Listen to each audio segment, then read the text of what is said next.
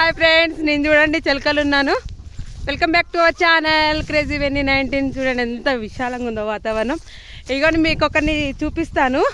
బర్రెలక్క వచ్చింది మా దగ్గరికి. బర్రెల కట్టు రోజు బర్రెలను మేస్తుంది ఫ్రెండ్స్, పొద్దున సాయంత్రము. ఇగ్గో హాయ్ బర్రెలక్క.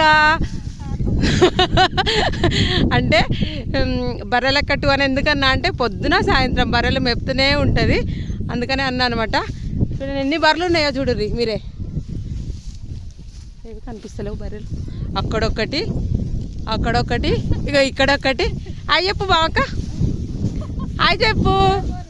చెప్పు చెప్పు చెప్పు. చూడు